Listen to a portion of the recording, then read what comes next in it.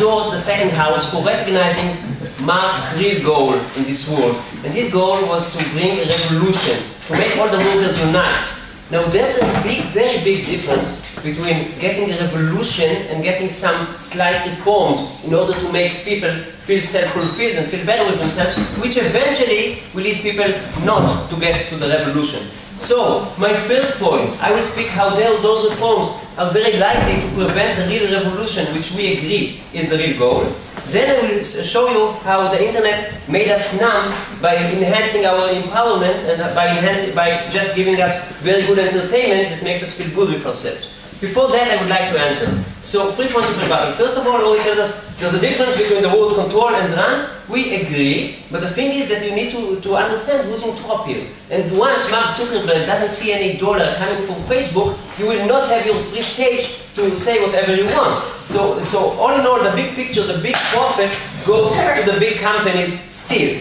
Then he says, he had a very nice analysis about how people will have more information that will eventually lead them to unite. We have only one disagreement with his argument. The one thing is that having people getting all those reforms, getting more recognition, feeling with yourself that you're slightly closer to reaching to what you want to reach, is exactly the thing that will make people numb at last. Because once you can understand that you have slight better conditions in sweatshops all around China, so maybe a revolution doesn't need. Eventually you're just perpetuating the system again. And then he spoke again, a very close argument, very similar about globalization, assuming that once everybody will know the real truth, so there will be more Marxist and less capitalist. But we see the world works otherwise. We see little kids in Cuba dreaming of working in Google and dreaming to become the next Mark Zuckerberg. We don't see little American kids actually aware and want to be communists. This is how it works. Israel is a wonderful example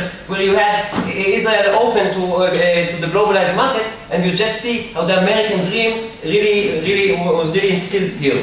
So that's my rebuttal. Let's move to the first point. How those reforms will prevent the revolution.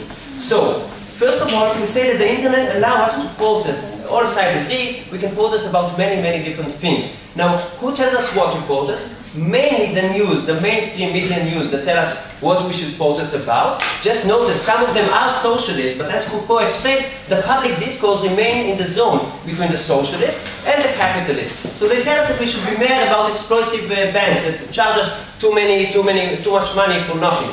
About steeping in price of cheese, of cottage cheese. And we do protest, and guess what? We fulfill our aim, and we can just lower the price, and we can fight those big corporations, feeling that we actually did something against those big corporations. The thing is that even if we have this communist blogger, and he raises something, and we can solve this one issue that he raises, so still, we think we have this victory and triumph over the system. But in fact, we're just helping to perpetuate the system, because that's exactly what the system does. It makes us feel that we can do something about it, that we can change it. It surrenders, but the big power structures remain. The rich stay richer, and we see it all over the world, and we see the poor getting poorer. This is very similar to the idea of welfare state. Instead of fighting with them, you should just give them whatever they want. And this is exactly what's happening here.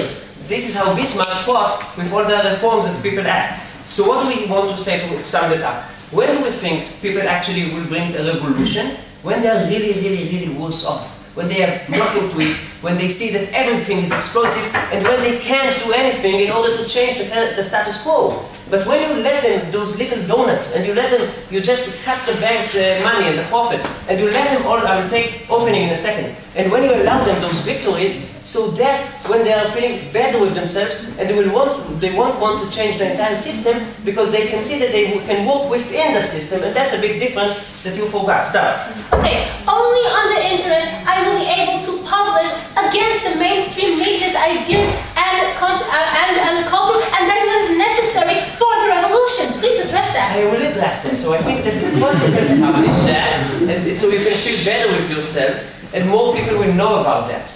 But, and here's the big difference, So all the big power structures, all the MNCs will try to support your claim. They will make a reform. If you have something that you want to change, you will be able to change it. But the power structures will still remain. And this is why we see that even the best example they could bring us today, Occupy Wall Street, didn't really occur. Why?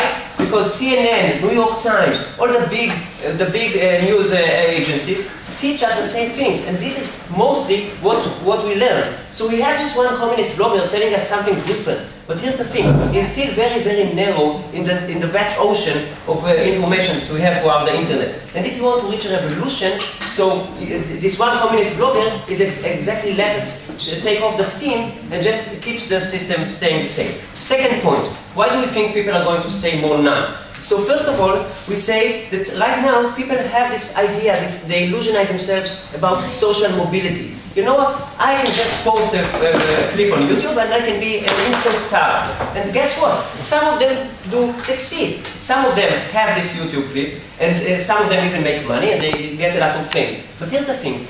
Every second you have 12 hours of YouTube clips being loaded. The thing is that your chances of actually doing and becoming a star on YouTube are equivalent of winning the lottery. And this is very similar to the same power structures we have today. And that's one problem. Second problem is that maybe you can donate, we agree with everything, you can donate money from other people, you can be better off. But you can still be better off inside a system where the power structures more or less stay the same. So we agree the internet overall enhance your ability to get richer, but still in the exact same power structures.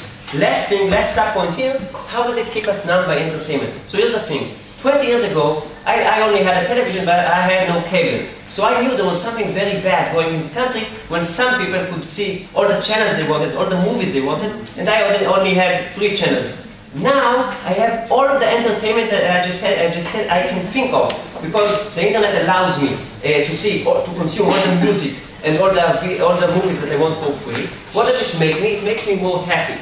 Now, because I'm more happy and I'm more satisfied, I have this sense of fulfillment that it doesn't really matter if you're poor or rich, you can still enjoy the same entertainment like everyone, then it's more likely that I won't do anything to cause the revolution. And this is our aim, and this is why we are proud to oppose the internet. Thank you.